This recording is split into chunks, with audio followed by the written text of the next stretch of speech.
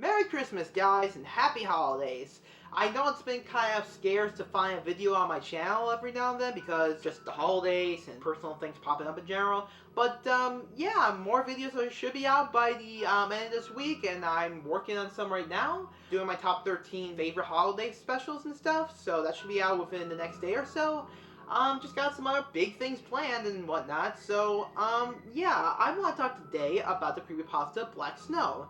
As far as I know, the only other person that's done it so far on YouTube is Mr. Creepypasta. And, the only reason I was able to find the source for this story was because originally it was, online, but then it was deleted. I guess I managed to find an archive source, so I was able to actually do the story. As for the story itself, it's pretty good. I really enjoyed it.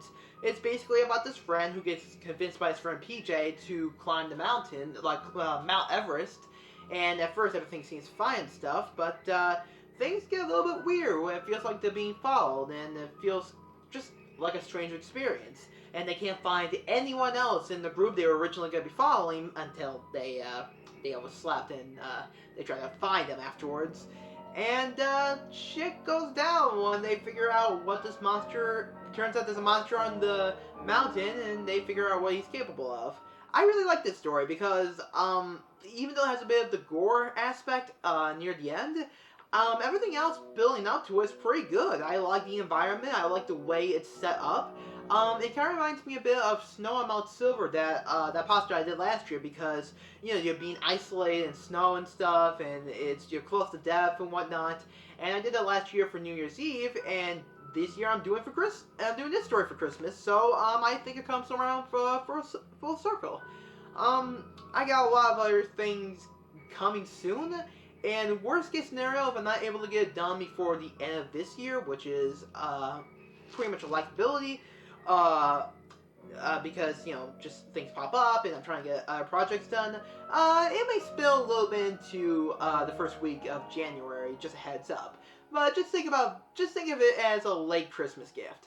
But I got other plans for 2017, and hopefully I'll be back on schedule, because I am trying to get back on a weekly basis, but it's kind of difficult. I acknowledge that. But I am going to do my best because I want to give you guys, you know, a weekly kind of thing to look forward to.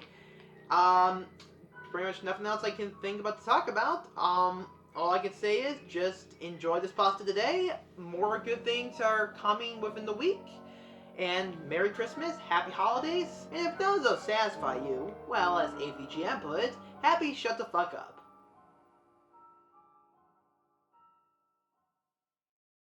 The following is the typed copy of Jacob Conley's written journal, which was found in the snow near the top of Mount Everest on January 12, 2012.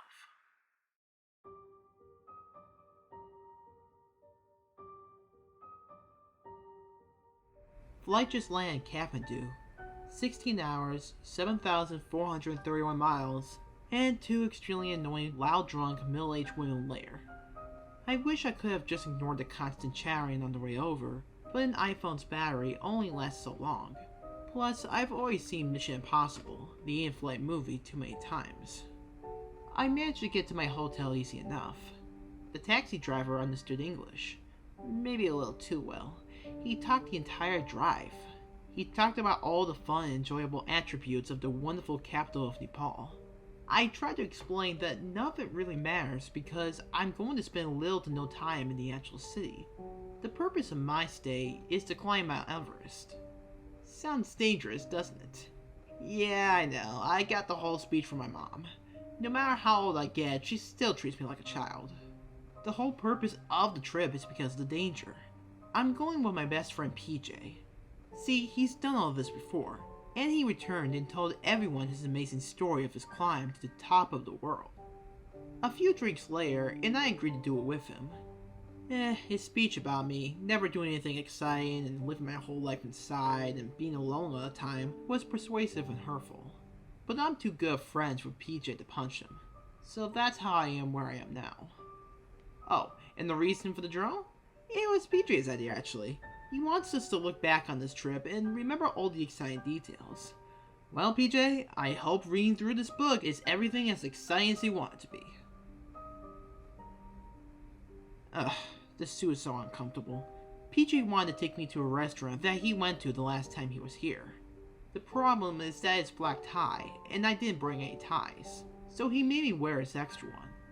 Who brings 2 suits on a mountain climbing trip? Whatever. He's taking so long to get ready. Maybe we'll miss our reservation and we'll go to a bar or something. Hallelujah! After the horrifying experience of wearing a suit for 2.5 hours during a 4-course meal, PJ and I recited at a local bar, where I stripped myself in my jacket and tie and proceeded to down 4 beers in the course of 20 minutes. I'm typing this on my phone, so I'll have to write this into my journal when I get the chance. I just wanted to document the night before I forget it. I am so pissed. Because we were out drinking all night, we missed our group to go up. See, we're part of a group of people with a tour that was going to lead us up, because we're not very experienced mountain climbers. It's the same thing PJ did the first time here, but we missed the fucking group. However, PJ claimed he knew where the group took a break, and he said that he knew a shortcut on how to get there. The only problem is that apparently we had to go up places of the mountain that were too steep to climb. Well, I guess on a positive note, I learned how to actually climb up the mountain, with ropes, picks, and everything. I guess it took too long to climb or something, because when we got up here, the group was gone. And there is no way I was heading back down. I've already told PJ that. I am not spending another grand on a new group that leaves in 6 days once the other one returns, and I'm not spending money on another 6 nights in a hotel. We have supplies, and PJ knows the way. We're gonna keep climbing, and that's final. I'm pretty sure my feet are bleeding. I know I'm in shape enough to do this. I guess the bad start of the day threw me off. Anyway, I'm exhausted. We did so much climbing today. I'm really surprised that we didn't catch up to the group. It's a lot colder up here than I imagined. Don't get me wrong, I'm not stupid. I knew it would be cold. I did my research. PJ made sure of that. He hounded me for an entire week before he left. He wanted me to be an expert on climbing the mountains. Just thinking about the endless nights I looked at those books and Wikipedia pages makes my head hurt. I'm wearing a parka and plenty of sweaters, and we have a fire, but I still feel really cold. It's weird. I almost feel like the breeze is swelling from my insides, shaking my core, like there's a breeze through my bones. The funny thing is, even though it was constantly below freezing, and it snows from time to time, we still saw a river today. It was going down the mountain. We filled up our water bottles there, but there were still some parts of it frozen, like a thin sheet of ice on top of the rushing water. There are some things in nature I just don't understand. Oh yeah, even though PJ said not to, I brought my phone. He said he wanted it to just be him and me alone. Just 2 friends bonding on the adventure of a lifetime. I think he said that to make light of the fact that we lost the group. Still though, maybe he was right. Maybe it was a bit rude of me to bring my phone. But it doesn't even matter. The sub-zero temperature is killing its battery. It probably won't even last the entire climb up. I think I'll just turn it off and save the battery. Who knows? Maybe we'll need it later. I could barely even sleep last night. The winds are so strong that they nearly ripped the entire tent off the ground. PJ slept like a lock, other than him going to the bathroom every hour. I was up the whole night and never heard him, but without fail, the tent will be wide open every hour or so. I almost froze to death. I mean, seriously, how does he go to the bathroom 5 times in one night? At least I think it was 5. It may have been more. I asked him about it, but he said that he never once got up during the night. Apparently, he brought with him some over-the-counter sleeping meds. These little pink tablets that he crushed up and took right before heading to bed. He was out like a light. That much may be true, but I still think that he did keep leaving for the bathroom. How else could the tent keep opening up? I didn't do it. I think he's just embarrassed about it. Maybe he has diarrhea. I'll respect him enough not to mention it again. Even though I had a horrible sleep that I did, PJ demanded that we woke up when the sun rose. I don't understand why. Sure, if we wake up later, it would take more time to climb, but we have enough food and water for at least 10 days. I was so out of it this morning, and I burned our breakfast. We were going to cook some bacon and eggs, but I wasn't paying attention. I dropped the pan that we were cooking in. My vision was kind of blurry, and I picked up the pan outside, and not only did that cause the food to fall into the fire, I also burnt my hand. PJ was furious. Not only did we waste food, we're taking more time to eat, which means we waste daylight. I thought being on this trip with him would be fun, but he's taken everything way too seriously and keeps bossing me around. If the entire trip is like this, then I'm just going to turn around and climb down the mountain. This trip couldn't possibly get any worse.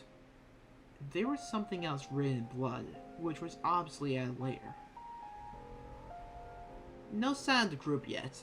We're halfway up the mountain, and there's no sign of anyone actually. When I did all my research on Mount Everest, it said that there were a bunch of camps scattered throughout the mountain, but we haven't seen it yet. I asked PJ, and he said that we were going on an amended route to catch up with the group. This used parts of the mountain less traveled. Even so, I'm surprised we haven't seen anybody at all. It's upsetting. The whipping winds mixed with the dead cold silence. It makes you feel so alone. I don't even have PJ to talk to. He's always far in front of me, going at a pace that I can't keep up with. I ask him to slow down, but he keeps saying, "We have to keep going! We have to find the group!" I'm worried he may have gotten us lost. Woke up early this morning to make up time for yesterday's blunder. PJ's been acting strange. Normally I wouldn't hear the end of his constant nagging about a fuck-up that bad, but he hasn't said a word. Not that I'm complaining. Well, I kind of am. He said that this would be a bonding experience, but he has barely talked to me almost at all throughout this whole trip. I tried talking and making jokes to lighten the mood from this whole "we're fucking lost" thing, but he doesn't even glance at me, let alone say anything. In fact, the only time I've heard his voice is when he's ordering me around. And last night, when I could have sworn I heard him talking to himself. This doesn't seem like PJ at all. I'm shaking. Just thinking about it makes me start to slowly weep. I'm scared. I'm distraught. I can't think straight. We found the group. Or what was left of them. Judging from numbers of tents, most of the people were gone. The ones that were there, they were dead, slaughtered, blood everywhere, guts ripped out of bodies, cast aside and sprawled out on the icy rock, snow-soaked red. One poor guy looked so much like my younger brother. He even had the same pale blue eyes. He was completely ripped into two pieces, set out in the snow, his organs laying frozen on the ground. His face was that of terror, agony. He looked so much like my brother. All of their stuff was there. The thing that committed this ungodly act of brutality had no intention to steal the items. No, it had no other goal than to massacre these people. And PJ, that bastard had the largest grin on his face that I have ever seen. He enjoyed the horrific view. It was entertainment to his now apparent twisted and sinister mind. He wanted to keep going. He wanted us to get killed too. I'm not staying with him another moment. I left him there. I headed back down myself. My phone was gone when I looked for it. I guess he found it and took it away from me. He's turned into a damn lunatic. I'm not sleeping tonight. No way am I letting PJ or whatever killed these people get to me. I'm not closing my eyes until I'm on a plane heading back home. PJ's dead.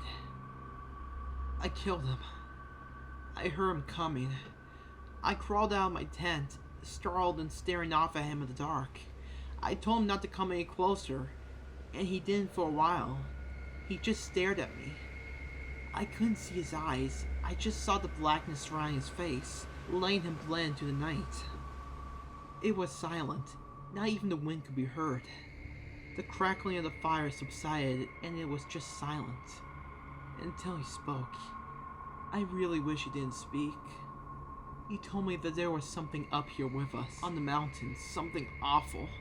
Its purpose was nothing more than to kill and torture souls. It fed on people, consumed them in the most grotesque ways, sucking on their insides, gouging out their eyes, gnawing on their crimson-stained bones. The last time PJ went up, it found and killed his whole group. But he called out to it, made it a deal. He said he would bring someone up to take his place, and he'd give them to it. He said he would do it every year until the day he died, and he chose me. He went back and convinced me to climb up with him. He was going to let that thing kill me, and then he'll go back down and do it again. He even had the nerve to say he didn't know who had the worst end of the deal. Me, because I would get devoured by a hell beast, or him, for having to make the climb up with some new meat every year. I couldn't let him do it. I charged him. I knocked him onto the ground and started beating him. I hit him and hit him until my knuckles bleed, and I kept going. The cracking in my knuckles was muffled by the flesh pounding into bone.